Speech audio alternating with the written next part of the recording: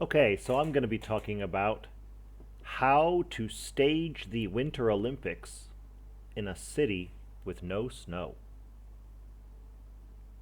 So, this year's Winter Olympic Games is the first Winter Olympic Games ever to rely almost entirely on artificial fake snow.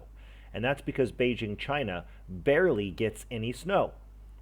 Now, a lot of experts worry about the environmental impact of such a huge fake snow operation because making fake snow takes a lot of water and electricity.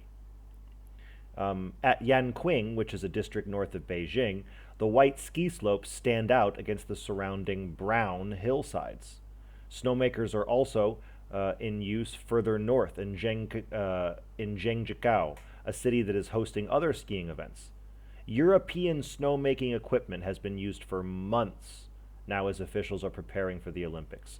So let's talk more in detail about the snowmaking operation. First, let's talk about how it works.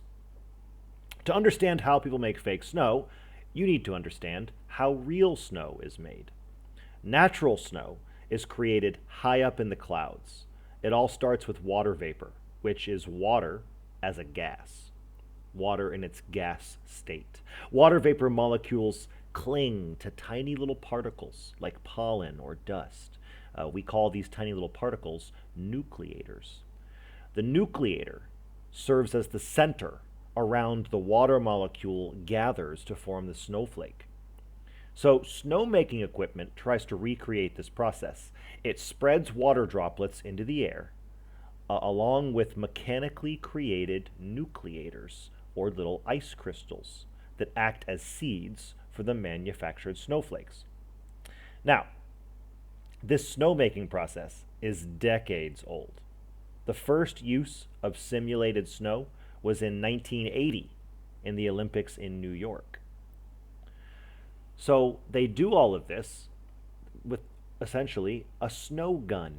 They use snow guns. The Italian company Techno Alpine supplied the Beijing Games with its snowmaking equipment, including 272 giant snowmaking fan guns.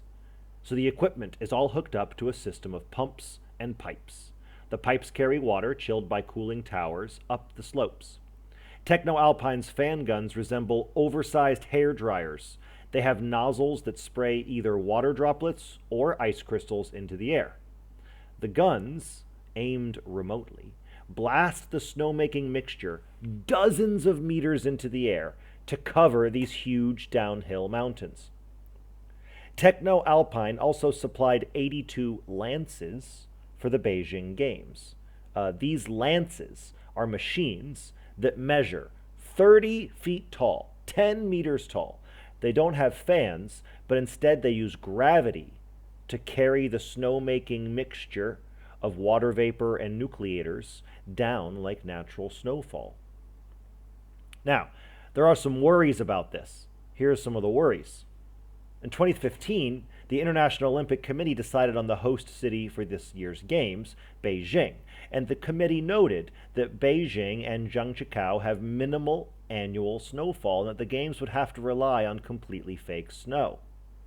Now, the IOC, that's the International Olympic Committee, they said that this area of China is becoming more dry because of climate change. Of course, we know that climate change is the significant change in the climate of the Earth over a long period of time, happening naturally and in response to human activities.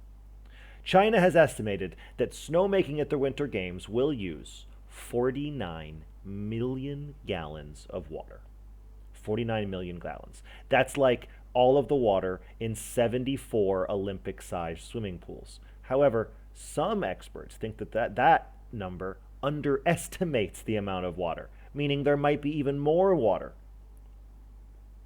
The IOC said, quote, "The regions where the snow sports events will be held are constantly very cold.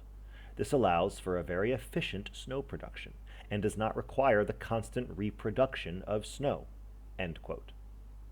Snowmaking can raise other environmental concerns, like, for example, the chemicals that are used to help to freeze the water, the electricity that's needed to power the systems. Now, the International Olympic Committee said that wind and solar energy will be used for this Olympics, keeping the cost on the environment down. But the IOC also said that the chemicals are not used because of the region's cold temperatures. They don't need chemicals to make the water cold because the region is so cold. However, there are some issues about sustainability. Athletes have their concerns about competing on the fake snow. They say that it's bringing a new risk. There's an athlete named Joanna Talaharm from Estonia. She is a biathlon athlete, and she said that the artificial snow is too fast and too dangerous because the fake snow is wetter and slicker, and so it can become very icy. Bernard Russi, a 1972 downhill gold medalist from Switzerland, he acknowledged that racers and organizers prefer natural snow over artificial snow. But he said that using machines to make snow allows them to get the right hardness for each event. So as these winter games are going on, Russi said, "The snow we find now on the courses is absolutely perfect. You cannot have it better." End quote.